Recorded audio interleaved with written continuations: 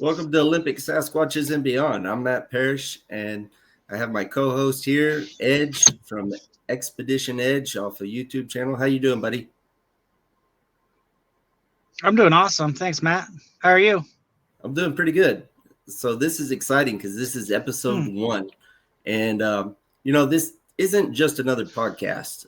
This is where we break down real encounters, real evidence, and we see the side of this world that most people don't get to see in the Sasquatch community. We're taking people out there into the field with us, and we're doing deeper dives into all the stuff that didn't get to make it into the 45-minute videos, as well as we're going to have real eyewitnesses on here, and we're going to have testimony. So it's going to be exciting. We're going to see a side that we of this world that we don't typically get to see in a podcast. Edge, hey brother, go ahead and introduce yourself and tell us a little bit about you. All right. Hey, thanks, Matt. Well, yep, I like to go by Edge. I created a YouTube channel, Expedition Edge, to kind of document my adventures here on the Olympic Peninsula, the Northern Olympic Peninsula, and really kind of showcase my love for the cryptid world, especially with our Cadborosaurus, our sea monster, our sea serpent right here, and then also with Bigfoot, since we have both right here in Squim and the Olympic Peninsula North. I feel like it's just a natural thing for me to do, just be out here and hanging out. Yeah. That's pretty cool. The Olympic Peninsula, that it's unlike any place else that I've ever been to, really. And I've had the privilege to travel most of the United States, and so yeah, it's definitely a place. You almost feel like time forgot about it. When you step into it, it's a place where things could be hiding, like Bigfoot or Sasquatches, Cadborosaurus, or who knows what else is out there. But tell me, like, what got you into cryptozoology in the first place? Like, how did you come about, like from an early age? Awesome. Yeah.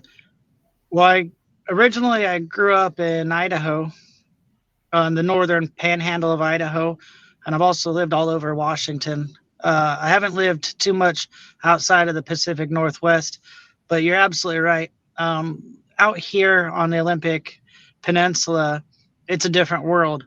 And like you said, with the time forgetting, we have, old growth forest, we have lichens that just hang on the trees like nothing else. It does really feel like time is frozen out here. But growing up, I was always intrigued because we have Sasquatch in northern Idaho too. Maybe not the dense populations that we have out here, but there's always, folklore and legends and rumors of them being around.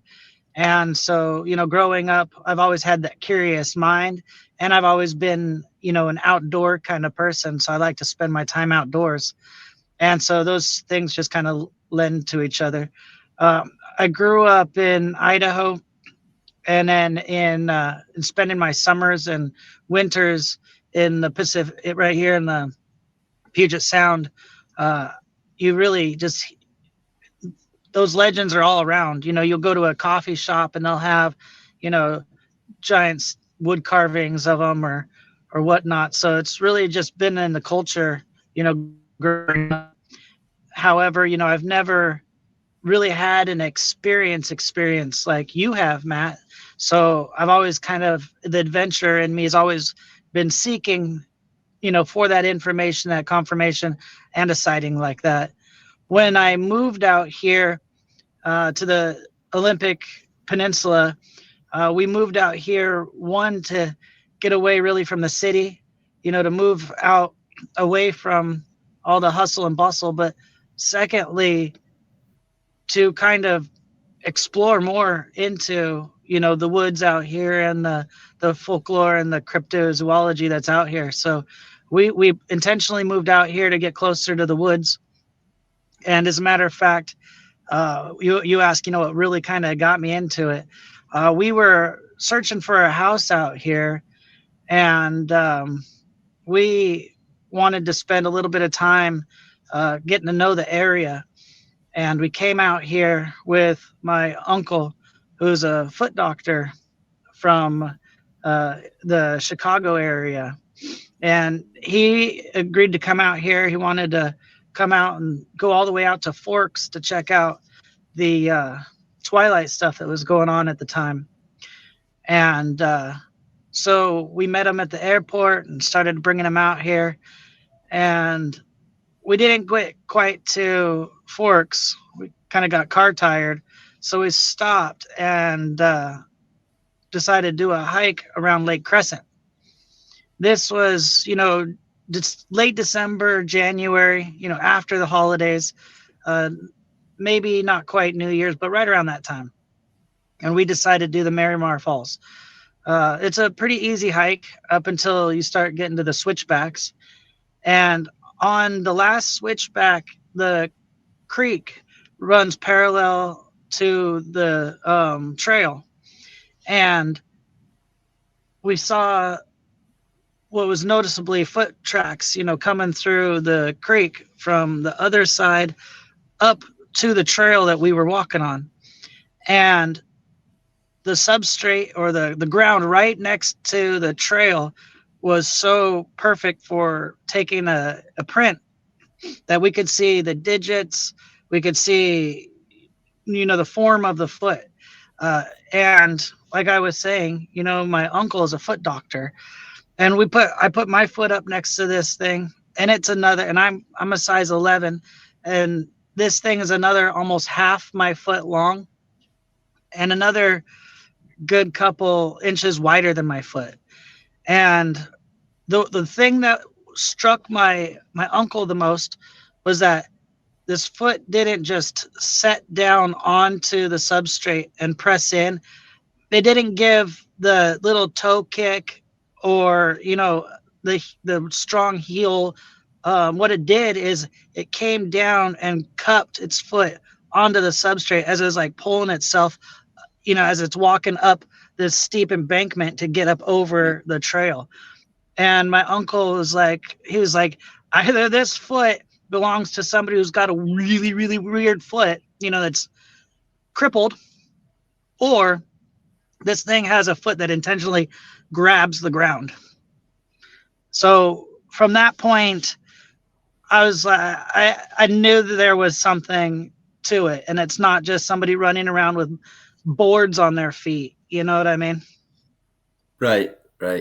Yeah. So you actually had you had a professional with you that could verify. So that's pretty cool. I know I told you this before, and people that have heard my story before, Lake Crescent was actually where me and my family had our first, I guess you could call, Sasquatch encounter. That we were staying in those cabins at the Lake Crescent Lodge, and it was actually my birthday, and it was right around 11 o'clock at night. We heard what I now know as the classic Ohio howl come off somewhere the slope behind us, which would have been back there by Marimar Falls. So that's pretty exciting that you had that same experience, that you had an experience there. You witnessed something, and we have that kind of in common. But you actually have another story that you don't talk about too much, where you actually recorded something one night at your house, and and you got to share that video with me. Will you tell our viewers a little bit about that? Yeah. So still, again, before I created the YouTube channel Expedition Edge, and before I really started getting into my weekly excursions and specific Sasquatch research in the area, one night, really late, right around 4 o'clock in the morning, my wife and I were in bed just sleeping away, and we were woken up to some screaming outside. And it was, goosebump causing, the hair on the back of your neck causing, it's not your normal scream. And clearly this thing had been going on long enough that it pulled me out of my subconscious, my REM sleep. And, we're just sitting there listening to it. And what you can hear is down back behind my house. And I live right next to some DNR, and the DNR is, south of my house. And I'm hearing these sounds more to the north of my house. And we're hearing these screams, and then a little bit of quiet, the screams, and they're getting closer to the house. A little bit of quiet, screams again, getting a little closer to the house again. And so we're sitting there thinking, what the heck is this? Well, it gets close enough to our house that I'm like, oh man, it's right outside. And so I open up the door, and I couldn't have the courage enough to get outside, but I put my arm out. We did some recording, and yeah, we got a recording of some pretty crazy stuff out there. That scream that we did record, we've used in front of some of our Beyond the Map videos, but what you can't quite pick up in the recording is whatever is making these screams. It's going up into the trees, and we're surrounded by mostly cedar, mostly red cedar, but a little bit of Douglas fir as well. And we're hearing this. There might have been two of them, but there's at least one of them, and it was going up into the treetop, and it was shaking the trees. And that's when it would do the screaming. It'd get to the top of the tree and just go, and just start shaking it and just scream. And we could then, and we only knew it was getting into the trees because it was so close to our house. We could actually hear the branches breaking and it going up and down the trees, and it shaking the trees. It was intense. It happened for quite a few minutes, although we only recorded a few seconds of it, but maybe like 20 seconds or so. But yeah, that was an incredible moment as well. Even though I say I've never had an experience, I mean, what I mean by that is I've never seen a hairy bipedal. Right. If people have been watching our videos, they'll know that you and I have caught that thermal. And, we've got some other stuff coming up in the video too, some more evidence that there's something out there. I don't know if you want to talk about that right now, but yeah, so I've had some experiences for sure that have led me to believe, almost know, that there's something out here. Yeah. We've seen with us going out, and what we're documenting, that easily we're finding tracks all over the place. We've seen screaming. Yeah, I totally believe that there's something out here. Well, we just recently heard chatter on our last expedition. We heard some pretty weird sounds. We can talk about that stuff if you want, because that video will be out before this video. So, yeah, if you want to talk about any of that. Yeah, that's awesome. All right, so let's talk about this latest encounter then. And yeah, the video should be out, so everybody go to Expedition Edge on YouTube and check out our videos. This particular video that we're talking about will be the second video of Chasing the Unknown while we're out there at Lake Quinault.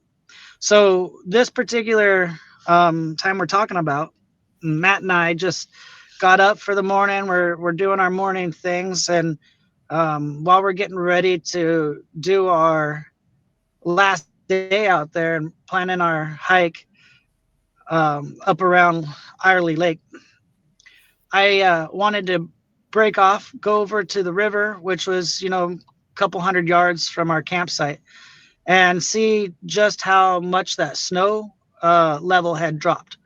The night before, the snow level, I don't know, it was a few thousand feet. And on our journey out there, we came across quite a bit of you know, weather. And I think that's key too, in getting in front of these things.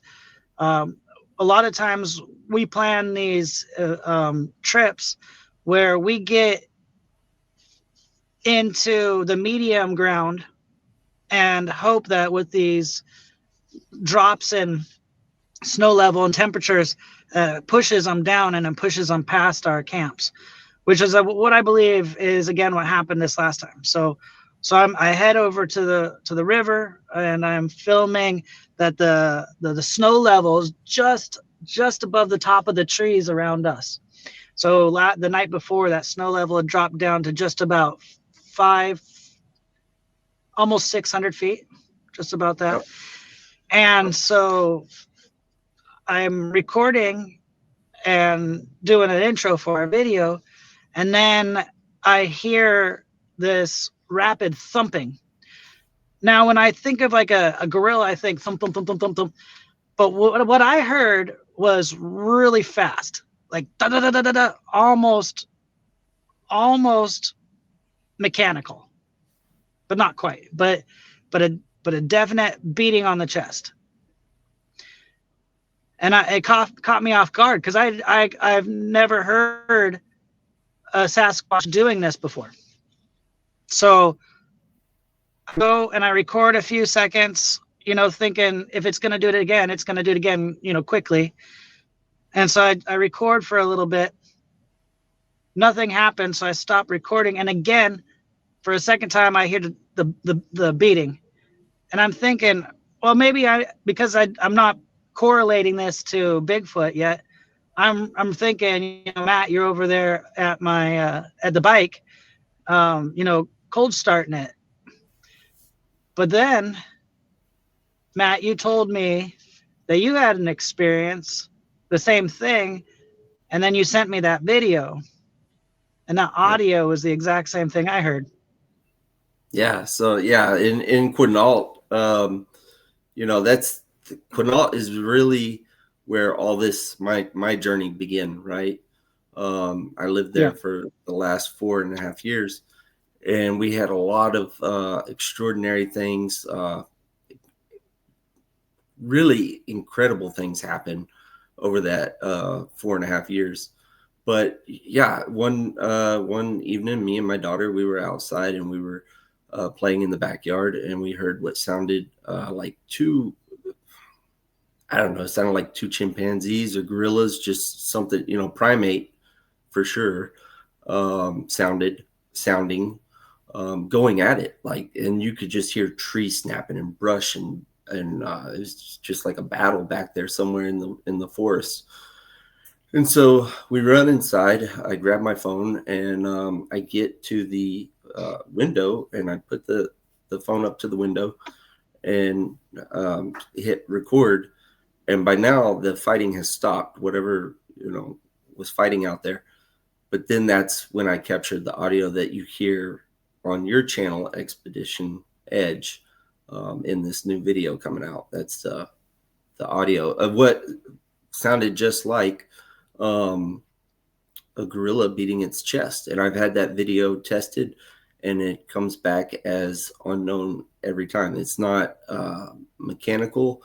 It's biological, and they don't know what it is. It was ran against the Macaulay Library, with 10,000 something files that are in there, and it comes back as unknown. So yeah, so it's pretty interesting that you heard the exact same thing that I recorded 3 years ago in Quinault.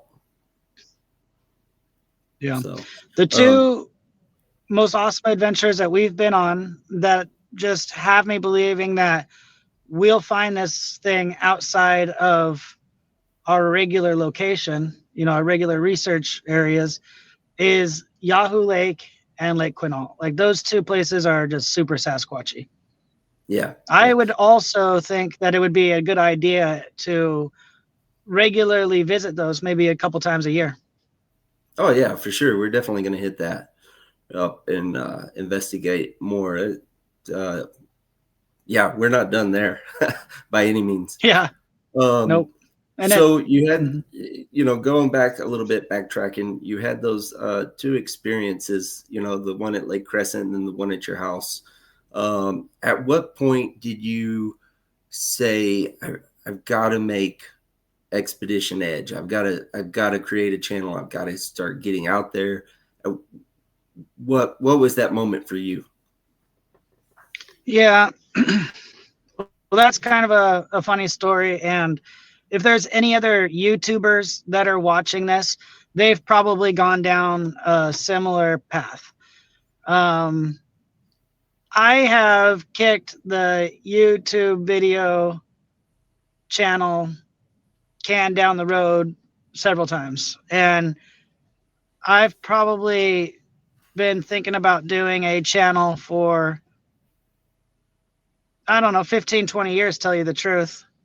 And it was always going to be about looking for Sasquatch and trying to do stuff like that. But when I was living in the city, I lived kind of in the outskirts of the city, so I wasn't like really in the city, but still, um, I wasn't close enough to like Mount Rainier or uh, St. Helen or anything like that. So I wasn't close enough to any of like the major parks or forests. So it wasn't until I moved out here. And then it wasn't really until, I'm going to be honest with you, until I got that mini Jeep and I was trying to Everybody encourage my loves the mini kids Jeep. to, yeah, Yeah. I enjoy the heck out of it. Yeah. So, I got the YouTube channel up and going to try to encourage my family to ride with me and get out in the woods with me.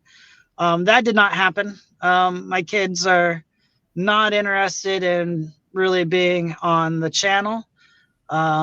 They do get out with me, but they're not really into the mini Jeep or the bike as much as I am for sure. So, but It's the same I story got here, the man. It's the yeah. same story here. I I asked my daughter, I'd be like, "Hey, you want to go on a hike with me?" Dad, if you've seen one tree, you've seen them all.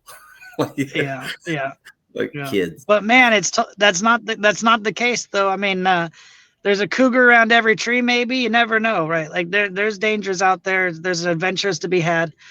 Yeah, for But sure. I bought that mini Jeep to explore the DNR and the national forest, the Forest Service roads that we have that kind of outskirt the Buckhorn Wilderness over on this side.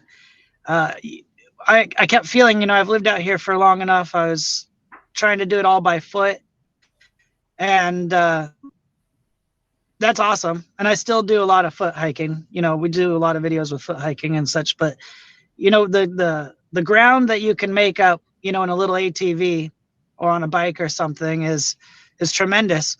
Since getting that bike, I know people are always like, you're not going to sneak up on anything in a Coleman, and I get it. They are loud ish, but dirt bikes are louder than Colemans and that mini bike. That mini bike or the mini Jeep, it's not that loud. It's like a lawnmower.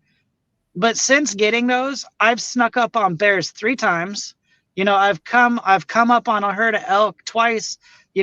Crossing one of the Forest Service roads back there.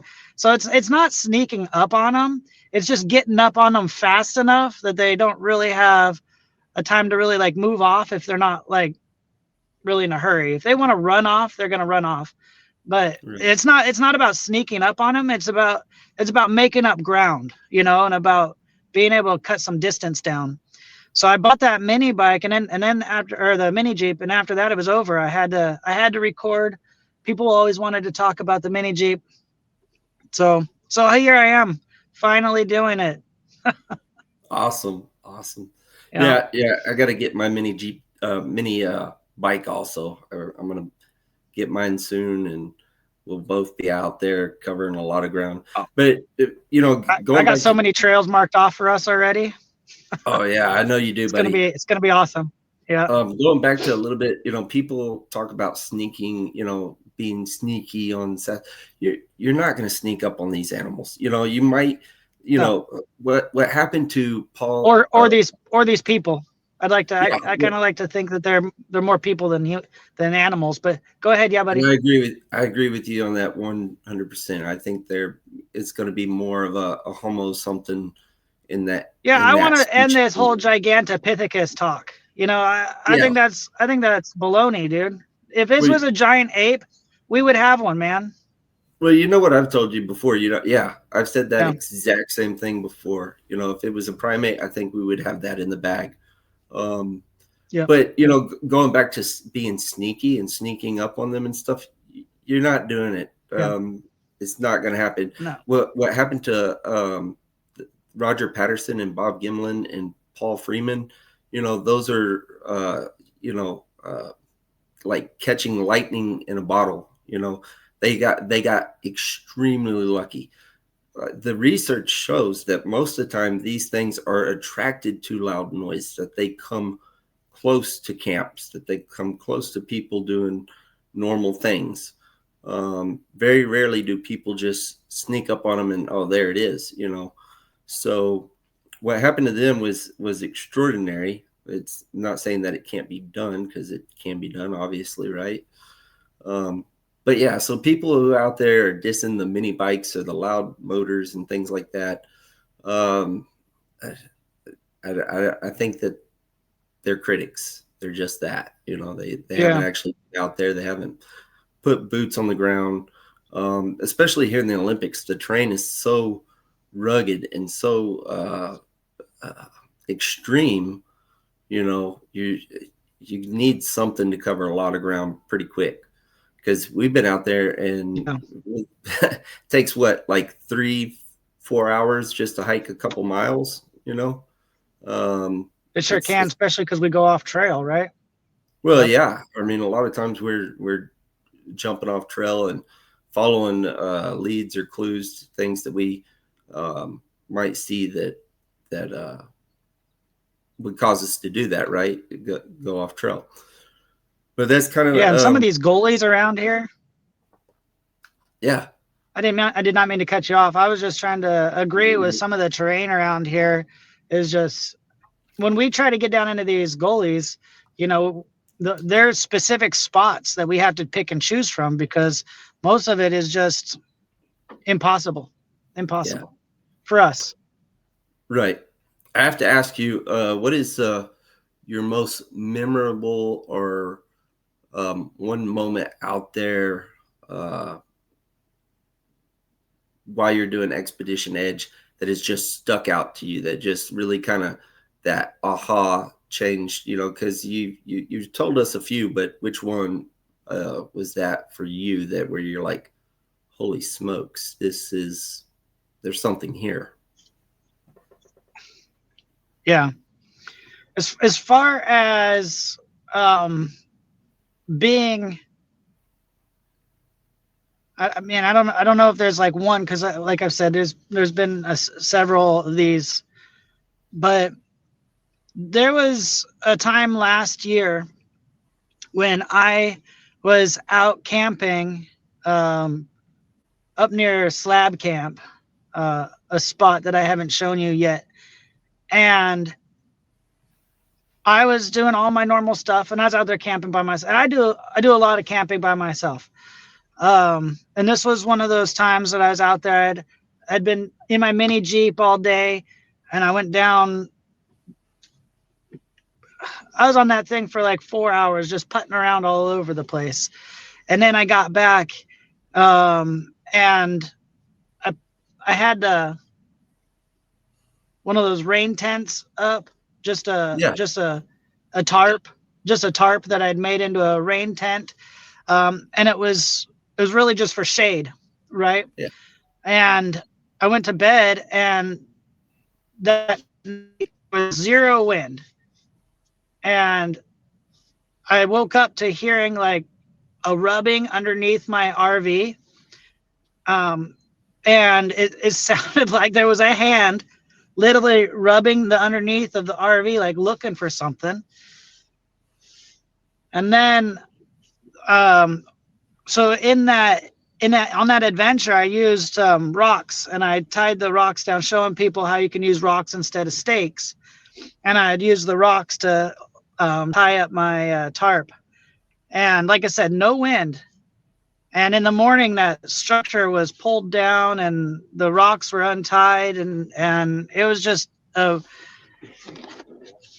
was just nothing else that could have done it. You know what I mean? So I really believed I was visited by somebody that night, but Yeah.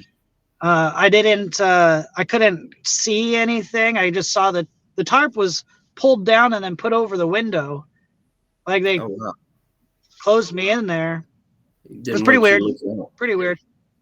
I don't know. They didn't want to see what they were doing or something. But yeah, they were digging around and looking for stuff. But all my food and stuff is always packed away inside, so it's bear proof and things like that. So I don't know, but I get feelings like that when I'm out there by myself. A lot of times I feel like there's something just right outside. Yeah. Yeah. That's I experienced a lot of that back in Quinault. Most of the time we were just doing something normal. Kind of give you a little bit backstory for me. Well, I know you've heard the story, but we'll tell the viewers for those who haven't seen any of my material or content on other channels. Basically we moved here from Texas. I retired. I left Texas as a lieutenant with the Texas Department of Criminal Justice, and we moved up here to Washington, and we ended up living in Lake Quinault, or on Lake Quinault, for the last 4.5 years. Our first year that we were there, it was just a lot of fun, a lot of exploring, hiking with the family. At nighttime, we would experience like kind of a mild musky smell coming in through the bathroom window. And so I always thought maybe that's a bear or something. So I'd put up some floodlights, and the floodlights would go off around 11, 12 o'clock at night. I go look, and there would be nothing out there. Right. So that was pretty much the first year. It was pretty quiet for the most part around the house. The second year, or towards the end of that first year, we ended up moving next door to a much bigger house, a 3-bedroom. That house was pretty. It was a pretty sad shape, man. I'm gonna be honest with you. If I didn't need a larger house, I probably would have burnt that thing to the ground. But if I had a choice. But so yeah, it became available, and me and my family, we moved right into it. And that's when things got interesting, because this house is right up on the tree line. When I say the tree line to Olympic National Forest. And so there's really nothing from that tree line all the way down to like Claylock would be the first signs of anything, and then Forks. So about an hour and a half away. So you're talking about just, hundreds of thousands of acres of nothing, Forest Service Road and a few hiking trails. There's not even that part of the peninsula is pretty isolated. Most people, when they come here for vacation, they do the Port Angeles and the Squim, and they hang out all up in this top portion, the northern part. They drive over to Forks, but beyond that, there's not really a lot of traffic on that side. It's busy in the summertime, but that's about it, because you got the beaches in the West Coast. But so it's pretty isolated. We moved into that house, and that's when things kind of escalated a little bit. Now we're right on the edge of the tree line, and things started moving around in the yard, and we were like, maybe there's a drifter, because we do have a bus stop where the bus from Aberdeen stops in Quinault, and the bus from Forks meets it, so people can transfer and travel back and forth. Right. So occasionally people get stuck out there, and I thought, well, maybe there's a drifter, maybe there's somebody that was just messing around that got stuck, missed their bus, and got stuck and wandered, down here to our house. It wasn't until my father came to visit. It was that very first we actually had only been in this house for about a week when he came to visit. And that very first night that he was there visiting, my stepmom had made like some seafood gumbo, and we were Cajun style, and we were just having a good time. We went to bed. We stayed up kind of late, but we tried to go. We didn't want to stay up too terribly late because the game plan was to wake up early and take him to see the beaches and the rainforest and all the things that Washington has to offer, right? Yeah. So we went to bed around 11 o'clock, and I think it was roughly around 2 o'clock in the morning. My wife and I, we were sleeping in my daughter's bedroom, with the window open, and my parents had taken our bedroom, and they had a AC unit in the window there.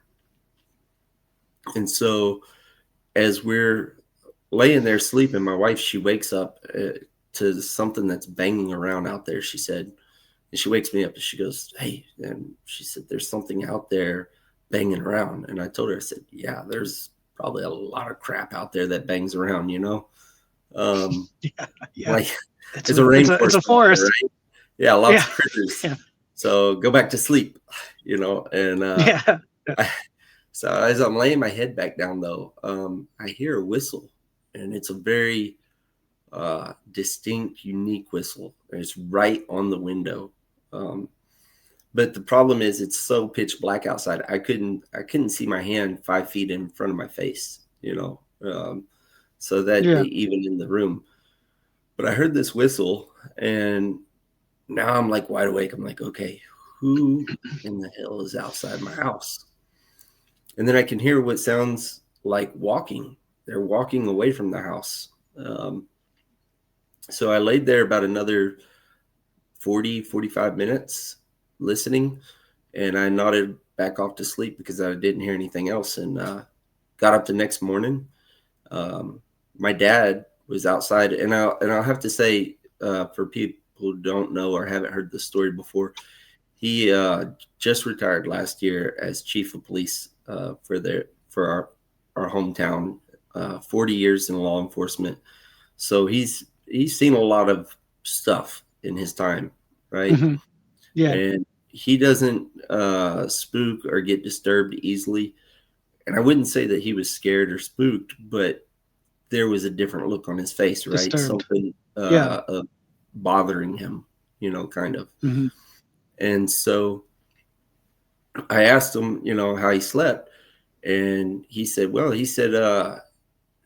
how did you sleep first? And I said, well, I said, we slept pretty good. And then I remembered, I said, oh, at 2 o'clock, this thing happened. And I told him, and his eyes really perked up, and he looks over at my stepmom, and he's like, all right, that's around the same time. And I said, well, same time. I said, well, what are you talking about? What happened to y'all? And he said, well, roughly around that same time, something came up to your window unit and started banging on it real aggressively, kind of with something hard, he said at the time. And I said, well, have you been over there yet? And he said, no. He said, we literally just walked out here. And so him and I, we proceeded to walk to that side of the house. And as we came around the corner, the first thing that we noticed were these 17-inch tracks that were coming from the road up along the tree line. 17. That's a big boy. Yeah. Oh, yeah. And so I'm like, my mind is still kind of, like I've heard the stories. I always wanted to believe that there was something out there. I saw Finding Bigfoot growing up. I watched Expedition Bigfoot. Monster Quest. Yep. Doug Hychek. But yeah, so I always wanted to kind of, I was always curious. And then I had my own personal encounter back in 2018 on Lake Crescent, so that was always in the back of my brain too, itching, that sound that you heard. But I was like, okay, so we keep going, and we find a $50 size river rock, that river stone, real smooth, and that was what was used to bang on the AC unit. And that's what my wife it dawned on me that's what my wife had heard, and she woke up when she woke me up. Yeah. So that happened. And then nothing else really occurred, right, for the rest of their stay. Yeah. Fast forward 2 days after they leave, 2 or 3 days after they leave, I'm in the kitchen. It's 10 o'clock at night. I'm getting a drink of water before I go to bed.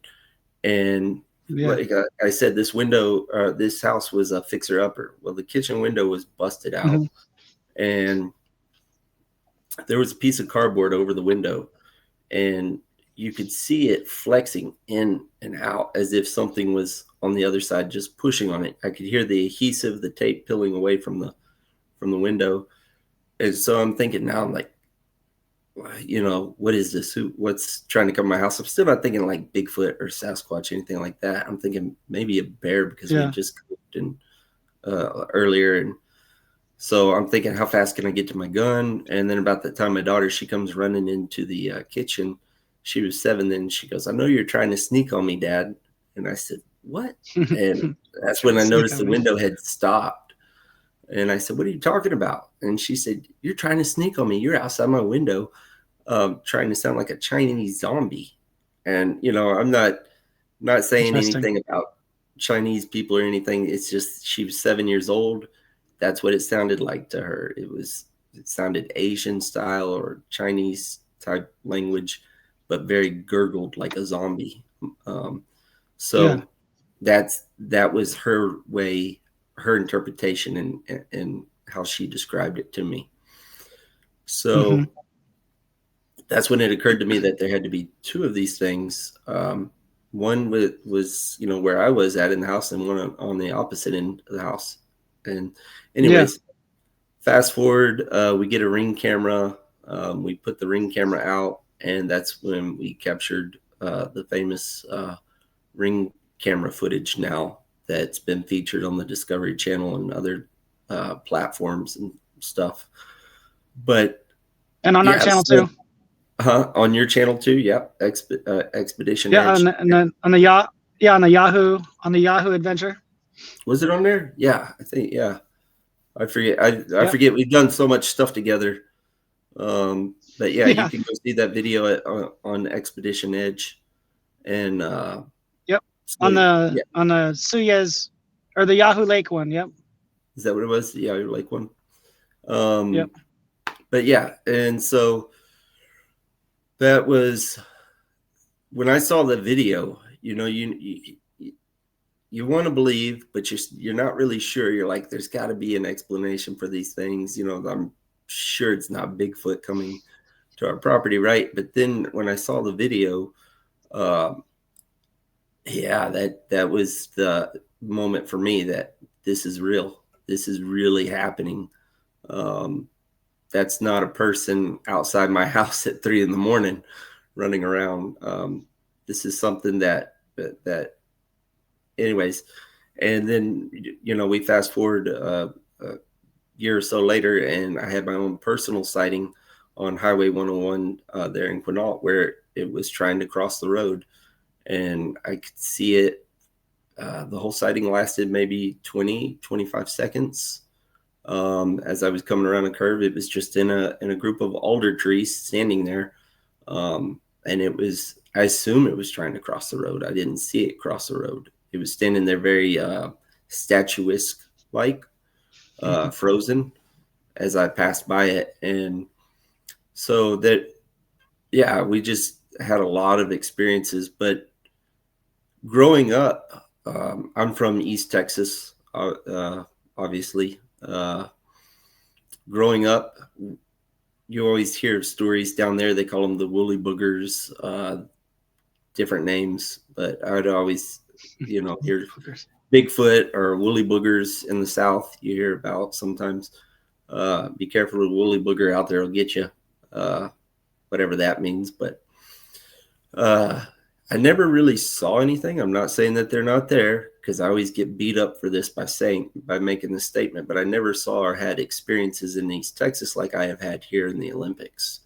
The Olympics is something totally different than the rest of the country as far as Sasquatch sightings go. I think it's ground zero, the epic center for these things. It's just It's off the charts. I think back home, definitely the most dense populations for sure. oh, absolutely. I think back home, the reason why it's probably not as prevalent or uh, many of them as there are here is because it's just so populated. If you look at a map of East Texas, it's just a spider web of roads and neighborhoods, and so there's just these pockets uh, of 800 to maybe 1,000 acres of forest, and then you'll have little strips of forest that connect them, right? Brush, and so it's not impossible or unreasonable to think that something could hide there. It's just that their numbers are going to be very small. They're probably the other thing too is people in Texas act differently than people in Washington and the Pacific Northwest, right? If somebody's back home, I can't tell you how many times you think you hear something out on your property at nighttime. Somebody steps out with a gun and they say, "Hey, you better say something," you know. So Yeah. we're a little more, I guess, aggressive with our property. We protect it a little more, and we step out. We have everybody has guns there. Not that everybody doesn't have guns here, but it's just more of an attitude type thing. So I think that there's that, and I think that they are very familiar with guns, and they know that if they go around property, it's not going to end too well for them. So I think they typically try to avoid people at all costs down there. Now the Sam Houston National Forest, not far from where I grew up, has had a massive uptick in sightings in recent years. So I always grew up in a region that the big thicket of East Texas, it's very diverse, biodiverse. And you would always hear these stories, especially from old timers, about things that scream in the night, or they saw something, or there was an attack. It also seems like the Sasquatches in the South tend to be a little more aggressive sometimes. There's stories like the Falk monster, who's known for attacking houses or reaching through the bathroom window and trying to. It's in that movie, The Legend of Boggy Creek, where he falls off the toilet because the monster's trying to grab him and they shoot it and all that. But so I always grew up with that. And then we had a road also where I lived called Bragg Road, which I just recently visited on my last trip home. And Cool. This is a 8-mile stretch of dirt road out in the middle of the big thicket, and there's nothing out there. But there's these orbs or ghost lights will appear. I told you before, I've been out there. I grew up there, so I've been out there hundreds of thousands of times. I can't remember how many, but on a dozen or so occasions, I actually saw those lights myself. They've had Rice University go out there and run tests. Yeah. The county's put up they did at one time, people vandalized them, unfortunately, but they had a bunch of signs and stuff out there talking about the phenomena and the different causes for it. Maybe nobody knows why these lights or these orbs appear on this road. And I may have caught one on video on this recent trip. I don't know. That's interesting. Yeah, and so I'm going to be posting that. We saw a light. First we thought it was a car, but then we were like, we never passed a car. So, and it just kind of flickered out. And so I was like, that acts very much like the light. So I always grew up with kind of the unknown surrounding me. And and so when we came here, we moved to Quinault. Then we had the experiences there, and things just kept happening over the last 4.5 years. that's kind of how I got involved in all this. Just I wanted to know more. I know there's something there, and I want to know more about them. There's something there, and if we stay out here long enough, I think we're going to find it, or not just find it, but find enough evidence that we'll be able to show people. Oh yeah, for sure. I'm very excited. This podcast, one of the things that I plan, people have asked me for a long time to do some type of content, be some type of content creator. I don't really, Expedition Edge, like what you enjoy doing. Very few people know that when I'm out there with you, like the videos that I started, I don't have any, like this new video that's fixing to drop. I haven't even seen it yet. I don't have a clue anything about it. It's going to be rad, bro. It's awesome. Edge is totally 100% responsible for putting it all together and making it happen. And he does it in a really good way. I feel like, to me, that when I watch his videos, that I'm there with you, reliving it all over again, and so you have a great way of doing that, bringing people into the field with us. And that's one thing that I love. But I get asked, not just with you, because I've done collaborations with other people, or like when I did Discovery Channel, boy, I got blew up for that one. Yeah. They really slaughtered me on that one, really. And so that was a learning curve working with a major network like that. But anyways, people always ask me, they say, well, why didn't you do this? Or why didn't you do that? And a lot of times I did do this, or I did do that. It's just those things didn't get to make it into the final 45-minute cut. I have very little say on what ends up in the videos, just like your videos, Expedition Edge, that's all you 100%. And so this podcast is a way for us, especially you with your channel, things that don't get to make it, we would love to put everything in the video, right? But realistically, it's just not feasible. Not possible. So yeah. With this podcast, we're hoping to do a deeper dive into those videos, a deeper look, answer those questions that you folks have when you're watching this. Why didn't y'all do that? Because we might have done that. And we're going to take a look at some of our past expeditions, as well as our future expeditions coming up on this channel. We also have some really incredible eyewitnesses. I'm really excited about the one that we're going to be filming this week, later in the week. Juan Macias, he's an outstanding guy with a incredible public service career.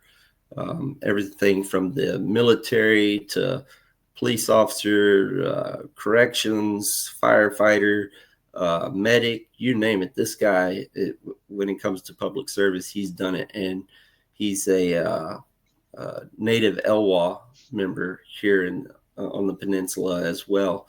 So it's going to be really interesting to speak to him, to hear his encounters, his stories, and what the tribe, the Elwha tribe, thinks about it.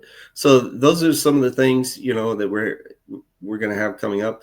We got some other people who have habituation sites. I don't want to say their names just yet, because we're still working on booking them, but they have habituation sites just like I had in Quinault. And so, yeah, I think this podcast is going to be really great, because it's really going to take people and give people a new perspective, a new fresh look at this mystery. We're not just hearing the stories. We're going to have a Patreon channel. You'll be able to subscribe to that Patreon channel. That will help fund this channel, and will also help fund Expedition Edge and all the things we're doing, and allow us to continue to go out and do research and bring content to you guys. But the Patreon channel is going to be a little bit deeper dive. So like when we have people like Juan Macias on, we'll actually be able to you'll go to the Patreon channel and you'll be able to see exclusive stuff like where his encounter took place and how it break it all down in real time for you. Some of the things that we're going to do on the Patreon channel is we are, thanks to the incredible technology of Starlink, we're going to be able to do some episodes live from the field. So we're gonna do that, or maybe record some stuff from the field, and actually have you out there with us while we're out there. Something that I don't think a podcast has done yet. You know of anything like that in the podcast world? Nope. Yeah. Nope. I don't know of any that kind of go on location to do a podcast live from a location. That is kind of a cool concept with the capabilities of the Starlink. Patreon will also be able to be a place where we're able to fund expeditions involving you guys. A couple times a year, we plan on inviting out some of our subscribers and our Patreon fans to come out and go on some of our research trips with us. Yeah, absolutely. So, if, I just want to say that if you've had an encounter or if you've seen something that you can't explain and you're ready to tell your story, feel free to reach out to us. We'll have the link and how you can do that below. This whole podcast is about a search for the truth. And this is just the beginning, and we're excited to bring you along. So in the meantime, stay tuned. Good things are coming. All right, guys, stay cool. And remember to chase the unknown. Yep. Chase the unknown.